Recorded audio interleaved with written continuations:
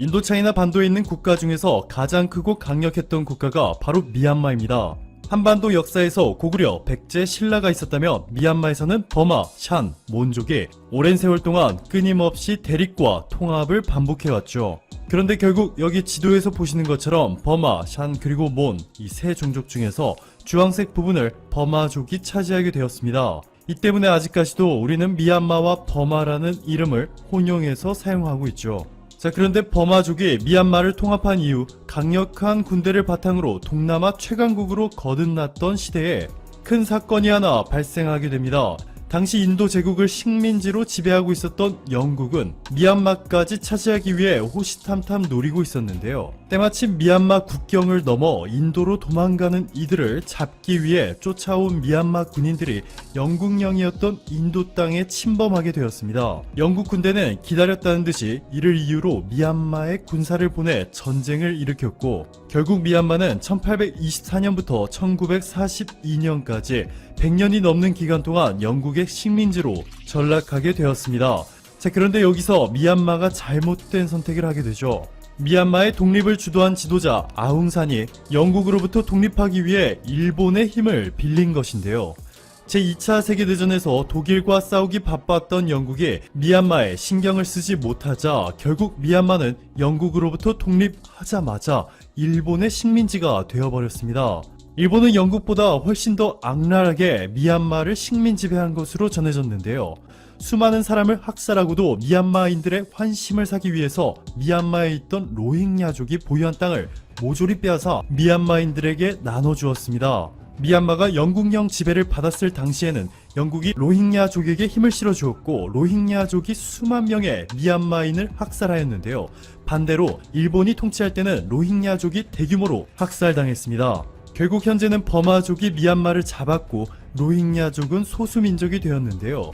2018년 끔찍한 사건이 하나 밝혀졌습니다. 인종 청소 작업이라고까지 불린 대규모 학살이 바로 미얀마에서 19세기도 아니고 바로 21세기에 벌어진 것이라 전 세계를 충격에 빠뜨렸죠. UN 진상조사단이 1년 3개월 동안 미얀마에서 도망 나온 로힝야족 900여 명을 상대로 한 인터뷰 내용을 바탕으로 200페이지에 가까운 보고서를 작성했는데요. 미얀마 정부가 60만 명에 달하는 로힝야족을 미얀마에서 제거하는 것을 여전히 타겟으로 하고 있다는 전문가 패널의 주장이 담겨져 있고, 완전히 파괴된 400개의 로힝야족 마을 중에서 320개가 재건되려는 시도조차 없었다며 미얀마 정부를 강력히 규탄하였습니다. 자, 그런데 이런 상황 속에서 일본의 대표 전범 기업인 미쓰비시가 자신의 산하에 있는 기린 맥주를 통해서 로힝야 학살 사건의 주범으로 지목받고 있는 미얀마 군부에 자금을 지원한 사실이 유엔의 보고서에 의해 밝혀졌습니다. 수십 년 전 일본이 환심을 사기 위해 미얀마인들에게 힘을 실어주어 로힝야족들을 대량 학살하도록 만들었을 때를 연상하게 하고 있죠.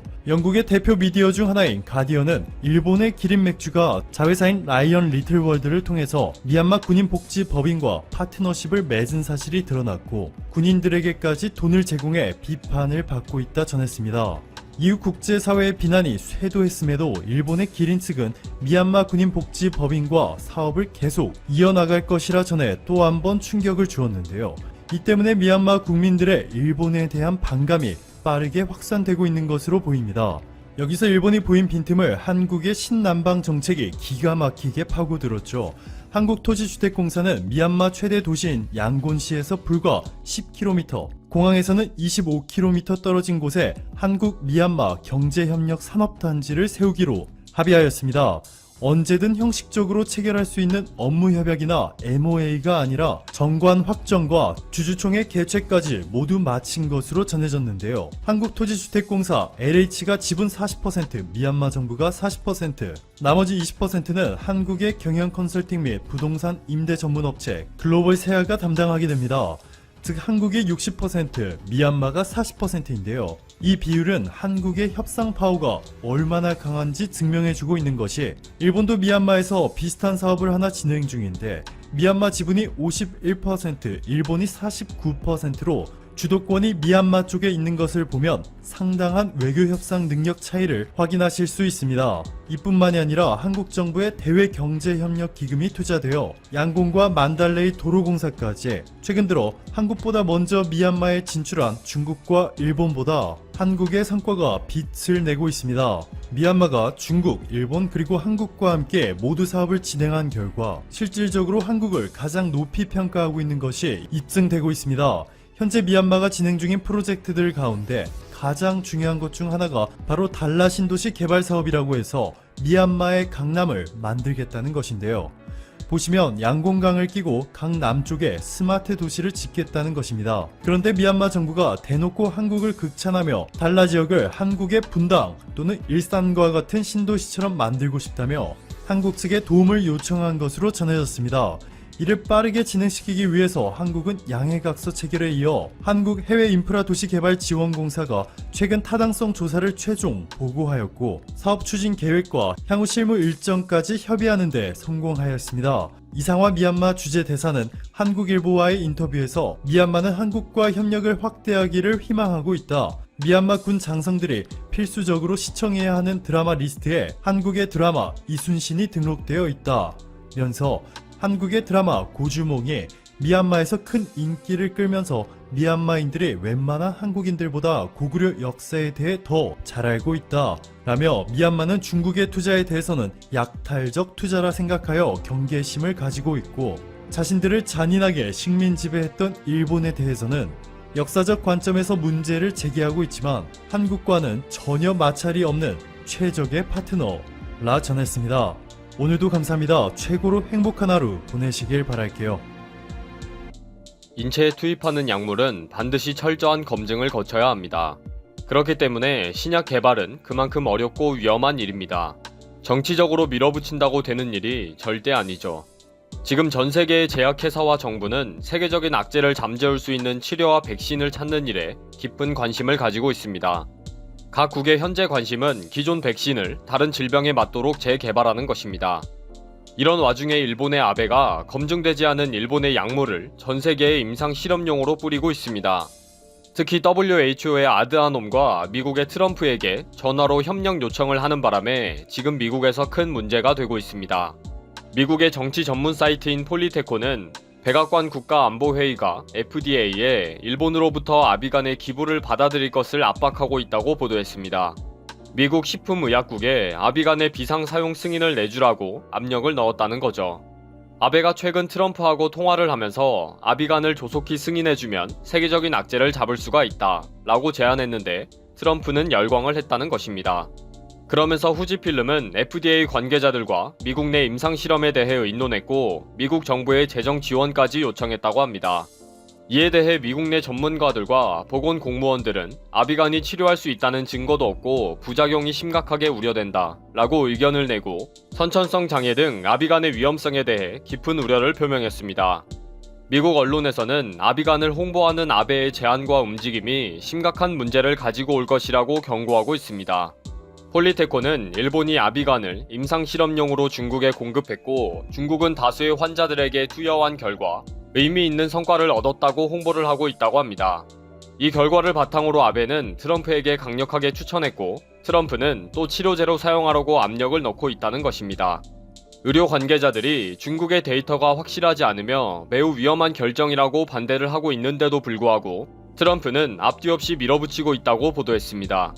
트럼프의 이런 일방적인 약물 승인이 얼마나 위험한지 최근에 세계적인 악재에 효과가 있다면서 말라리아 예방약을 즉시 승인하고 홍보를 한 일이 있습니다.